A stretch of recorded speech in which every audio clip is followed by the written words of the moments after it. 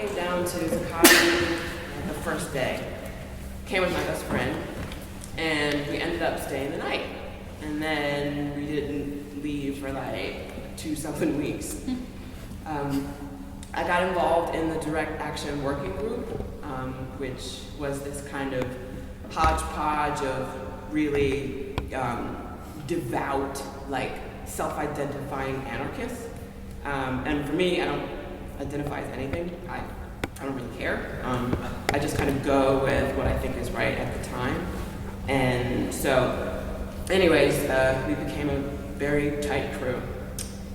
So we had a meeting at my friend Ashley's house, about 30 people who were involved in kind of carrying out the tactical plan.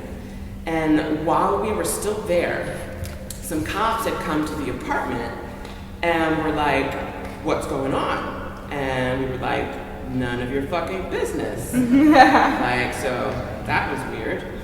That same night, I'd take 3 or 4 of the guys, they'd been staying at my house. So we go to my space, and I realized one of them had used all my roommate's instant coffee. So I was like, shit, I gotta replace it, she's gonna be pissed. So I go down to the bodega, and immediately come outside, and there's like 2 cops outside my door. And I immediately like close the door behind me because I don't want them to go into my building. And I'm just like, "What's up?" And they were like, "Yeah, we need to get into the building." And I was like, "Well, you can call the supervisor. What do you need to get into the building for?" They wanted to do a security check. "Oh, well, you can call the supervisor. I'm not letting you in." So I go to the store. I get the coffee and I come out, and this was like my regular bodega on the corner. I come out, and there's this police van, suddenly, right there. And I mean, that's not abnormal. I mean, for a police van, it is. That normally there's like a cruiser that sometimes parked there, sometimes parks the next one up, but the van was a little unusual. And as I'm walking back, it's following me. As I'm walking down like 2 blocks, and I'm just like, I'm like staring at the 2 cops that are still outside my front door as this police van is like obviously following me. And I just look at them. I was like, "What's up, guys? Are you following me?" And they're just like not even looking at me, just like kind of turn away. So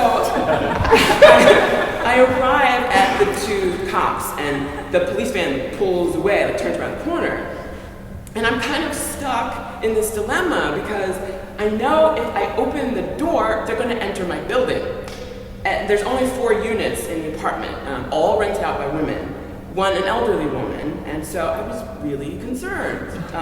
Is there like something happening in the building? Like, is someone having a problem? And they were like, no, you know, it's not your business, this is a security check. And I'm like, I know, but there's like 4 women in this building, this apartment building. Is there like a situation happening that if I go upstairs, is there like a robber? Is there like a rapist? Like, give me a hint, you're supposed to be the fucking cops.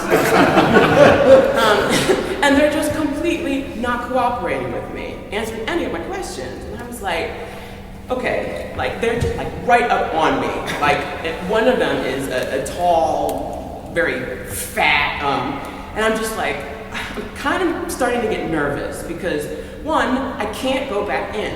I'm on the street and these 2 cops are starting to give me shit about not opening the door.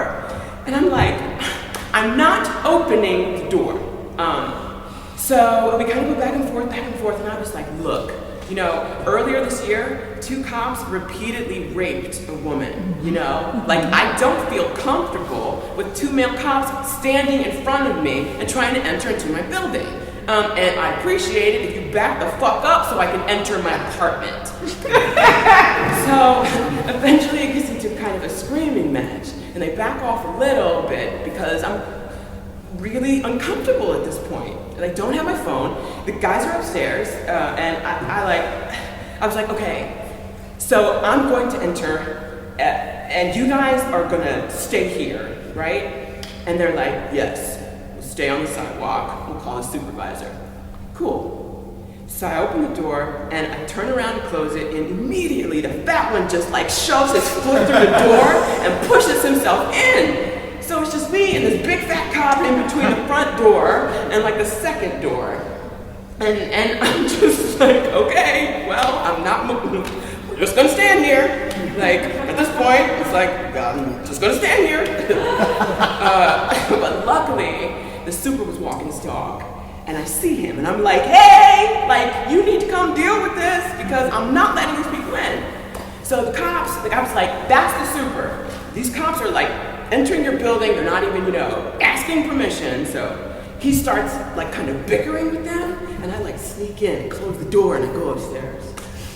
But a lot of my friends have had incidences.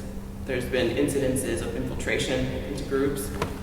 My cousin, who's an assistant district attorney in the Bronx, had never come down to the park. And when he came, he, like on a whim, had a morning off. So he comes down and wants to have coffee. And we're standing by like a telephone booth on like Liberty. And he hasn't gone through the park at this point. He just kind of gotten there. And I was like, okay, like I'll give you a little tour. And we start to walk in. And at the top of the steps, he's like, oh shit, I have to go. And I was like, what? And he's like, I have to go. I was like, there are undercovers, cops that I know right now in that park, waving, holding a sign. Like, he didn't point them out, but he was like, he just bounced. He just booked it. Because he was terrified that he was going to lose his job, or he was going to be reprimanded, or that he was going to blow someone's cover, and then he gets in serious trouble. So I was like, fuck! I was like, what do you mean? Like, who? Tell me! And he's like, I gotta go!